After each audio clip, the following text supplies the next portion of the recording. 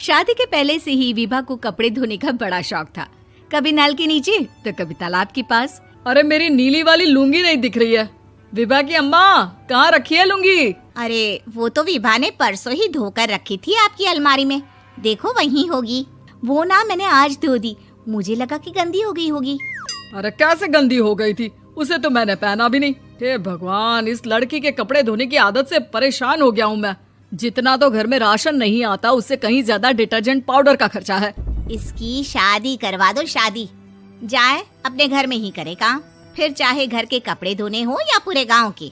हाँ ठीक बोल रही हूँ, देखता हूँ मैं कोई लड़का। वो दिन भी आ जाता है जब विभा को देखने लड़के वाले आ जाते हैं। लड़की मुझे अच्छी लगी।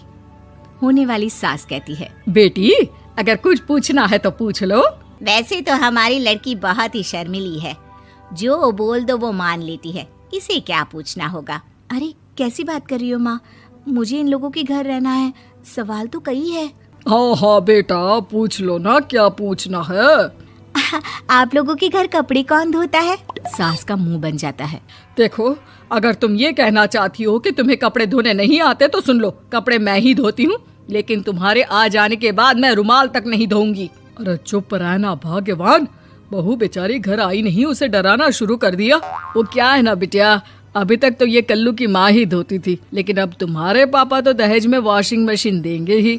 तभी विभा की माँ बोल पड़ती है, सवाल भी पूछा तो क्या। वैसे भाई साहब, मशीन की तो फिर भी कपड़े धोने की कैपेसिटी होती है। मतलब जो बिटिया दे रहे हैं ना विभा, इसे कपड़े धोने का बहुत शौक है। ये आप लोगों के क्या, आस पड़ोस गांव मोहल्ले सबके कपड़े धो दे और उफ तक ना करे। बाहर देखा नहीं आपने कितने कपड़े सूख रहे हैं, सब हमारी बिटिया ने ही तो धोए हैं। बस भी करो ना माँ, शर्म आ रही इतनी तारीफ सुनकर। और तो और एक दाग निकाल कर दिखाओ तो मान जाओ। हाँ अच्छा, माफ करना बेटा, मैंने गलत समझा। हमें तो रिश्ता बहुत पसंद है। और ऐसे जुड़ जाता है रिश्ता कपड़े धोने का शौक रखने वाली विभा का। उसकी शादी हो जाती है कोयला फैक्ट्री में काम करने वाले कल्लू के साथ। शादी के बाद अचानक विभा चिल्लाती हुई सास के पास आती है। सासू माँ, अरे सासू माँ कहाँ है आप? ये तो धोखा है, धोखा दिया आप लोगों ने मुझे। इसे ससुर के चक्कर के बारे में पता चल गया। अरे तो उसमें तुझे क्यों धोखा मिला है? अरे नल में पानी नहीं आता, कपड़े कैसे कब धुलेंगे? अच्छा, तू पानी नहीं आ रहा उसकी बात कर रही है। तो आपने क्या सोचा? कुछ नहीं। अच्छा, तेरी माँ ने कहा था कि कपड़े धोने का शौक है तुझे, याद आया मुझे। शौक बोलकर कपड़े धोने वाले मेरे जुनून को कम ना आके सासू माँ, कपड़ा धोना मेरा गुरूर है।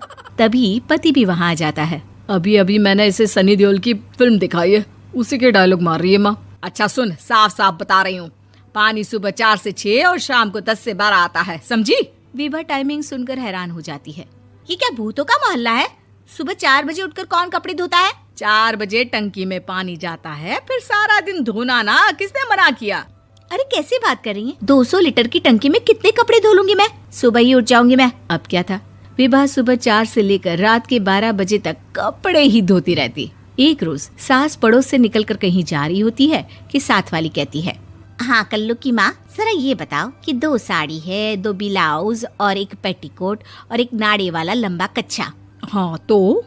अरे तो क्या, कितना लोगी धुलाई ये बताओ। धोबन दिख रहे हैं हम क्या? हमारे पति सरकारी नौकरी से अभी रिटायर हुए हैं और बेटा सुपरवाइजर है कोयला फैक्ट्री में। धोबन समझ रखा है हमें? हाय रे कल्लू की अम्मा, माफ कर दो, वो तो मोहल्ले में यही सब बता रहे थे कि तुमने बहू को कपड़ा धुलवाने के काम में लगा दिया है। सास को पड़ोसन की बात सुनकर गुस्सा आ जाता है। वो घर पहुंचती है जहां घर के बाहर ही इतने सारे कपड़े सूख रहे होते हैं जितने कि किसी धोबन के घर पर। अरे ओ कल्लू की दुल्हन, बाहर निकल। माँ जी यहीं आ जाओ, बाथरूम में चादर धो रहे हैं हम। अरे अभी हम धोते हैं, तुमको बाहर निकलो। ये आस पड़ोस वाले बोल रहे हैं कि हम बहू से कपड़े धुलवा कर उसे कपड़ा धोने वाली बना दिए हैं। अरे छोड़ो ना माँ जी, किन लोगों की बातों में आती हो? आस पास के लोगों का तो काम ही होता है कि वो किसी तरह सास बहू को लड़ा दे। बहू सारे घर के कपड़े धोती है, ये क्या कम है? बोलिए। सास को भी लग जाता है कि वो बहू का ये सनकीपन नहीं छुड़वा सकती, इससे अच्छा है कि खुद ही चुप हो जाए। एक रोज सास और बहू मंदिर जाते हैं, जहाँ सास की साड़ी वहाँ खड़ी भीख मांगने वाली से मिलती है। माँ जी क्या बात है, आपकी साड़ी उस भिखारन से कितनी मिल रही है ना?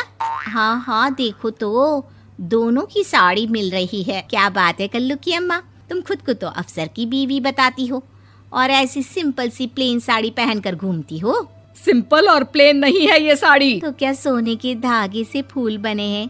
कुछ भी सासू माँ, कुछ भी। हाँ, बने थे इस साड़ी में सोने के धागे से फूल। मेरे पति लेकर आए थे मद्रास से स्पेशली मेरे लिए 10,000 की। ताहे भाई साहब इस भिखारन के लिए भी सेम टू सेम साड़ी लेकर आए होंगे 10,000 की। सास उस वक्त तो कुछ नहीं कहती, लेकिन बहू के साथ घर आती है और अलमारी से एल्बम निकाल कर लाती है। ये साड़ी देख रही है, ये वही साड़ी है जिसे मैंने अभी पहना था। इस साड़ी में ये जो चमकदार फूल दिख रहे हैं ना, ये सोने के धागों से काढ़े गए हैं। लेकिन तू लोकल वॉशिंग मशीन ब्रश से घिस घिस कर सारे फूलों को निकाल कर साड़ी प्लेन कर दी। मुझे माफ कर दीजिए सासू माँ। और तो और, जब मैंने तुझे तेरी गलती के लिए कुछ नहीं कहा, लेकिन तूने तो सबके सामने मेरा मजाक ही बना दिया। क्यों? बहू को समझ में आ जाता है कि अब से उसका कपड़े धोना बंद।